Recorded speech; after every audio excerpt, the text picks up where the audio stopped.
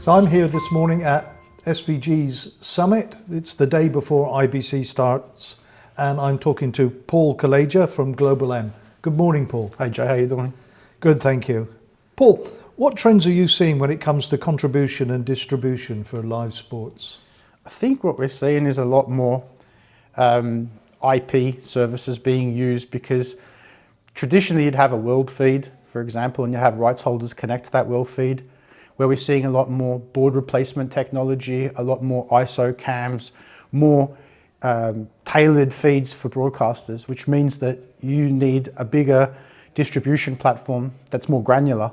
IP is perfect for that, and GlobalM is ideal for that kind of job, to be able to distribute different types of contribution feeds and distribution feeds for the broadcasters, depending on which one they're ordering. Mm-hmm. So if you're a Japanese broadcaster and you have an ISO cam of a Japanese player and that's all you're interested in, well, you can have that delivered in 25, 35, 45 megabits per second. Better quality than you'd normally have on satellite, but it's exactly the feed that you want. So we're seeing more personalization, if you want to see, say in that area. Do you find that that's been demanded or requested from individual, but do the requests come, say, differently by sport or by country or culture? By sport. By sport. By sport, definitely. Some sports will still have your standard world feed, mm-hmm. for example, because they have a limited number of rights holders, maybe in the tier 2 area. The tier 1s are getting into different markets, being able to do like board replacement. Why would you use satellite for board replacement for when you maybe have 3 or 4 rights holders that are picking up the Arabic feed, mm-hmm. or the Chinese feed or whatever? There's no need to put that on satellite, because satellite's great when you've got lots of rights holders, mm-hmm. but when you don't have that many, then it becomes very costly. Mm-hmm. And how is GlobalM supporting federations, broadcasters, and those rights holders? Would it be right to say your approach is more flexible, mm-hmm. scalable, mm-hmm. and that's then contributing to how they're able to develop their business models? Exactly, and reach as well. You can deliver streams as close as possible to the rights holder and then use an IP backbone to accelerate and secure that, which means that we're getting that private network type of 5.9 service level, but we're using internet technologies instead and cloud technologies. I mean, this year we're showing a couple of really interesting demos at our stand at IBC. One of them is multi-cloud. We have AWS, Oracle, OpenStack running on a local data center provider in Geneva, mm-hmm. And Alibaba Cloud. We have 4 different clouds running in one interface. For the user, it makes no difference to where this is, but if I'm delivering content into China, I can use the Alibaba leg of that setup and know that I'm delivering that correctly to the Chinese rights holders. That's really important for a federation, mm-hmm. to know that they can get inside these areas securely and comfortably and not have to worry about the chances of something going wrong. Are you able to share with us any specific examples for projects that you've worked on recently? Mm-hmm. Well, we work for the World Curling Federation, right, and we have that coming up next season as well. Mm-hmm. All of the events, so the previous World Championships, men's and women's, and that was done by us. We also have a number. How would that typically evolve for you as a project?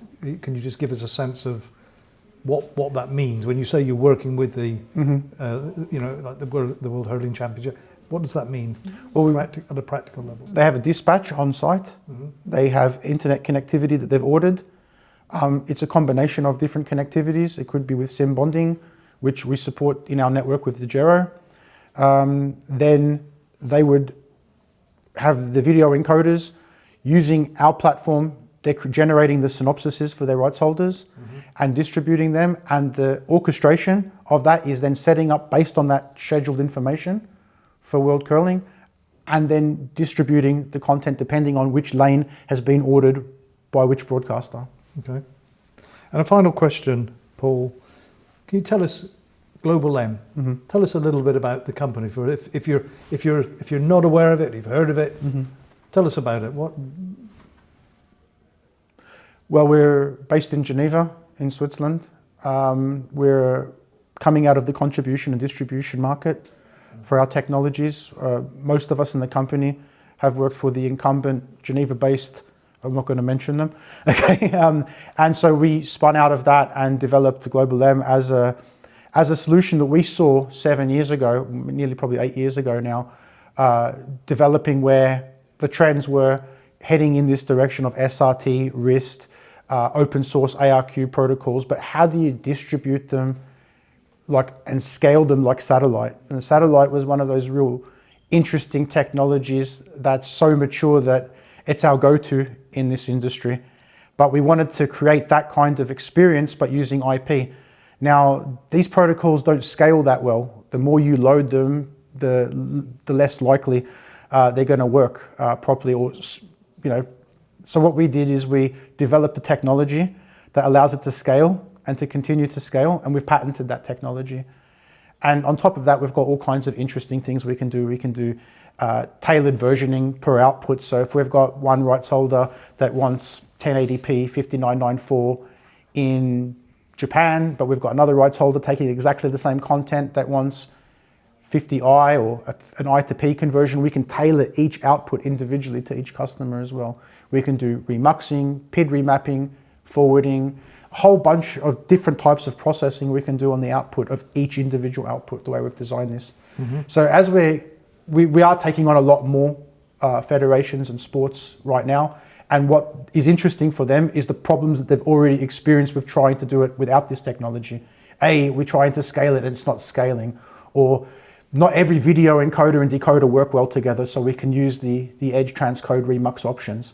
And these tools that we've built into the system allows for rights holders to be able to tailor the output to their equipment, to the flavor that they're going to be broadcasting it in, and not having to have, we had one customer said they had 8 encoders set up at a venue because each rights holder had a different need. So rather than doing it our way, where we do it on the edge in the cloud, they actually had 8 different encoders set up, which was, you could imagine being a little bit complicated. So how does the business model operate? Is it a one-off deal, contract, or is it a service model? It depends. We have a service model, but we also have a hybrid on-prem model as well. We have different hardware appliances that we stock. So if you're a network operator and you want to build out an overlay network on top of existing technologies that you already have, we can provide our technology that sits on top of that.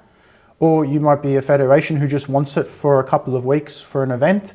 We have a SaaS-based model as well. So just depending on an on-prem, hybrid, or pure cloud-based model, we can service all three with the same software. Right, okay. Good. Well, Paul, thank you for your time today. Have a great day here at the summit and have a great IBC. Thanks very much, Joe. Thank you.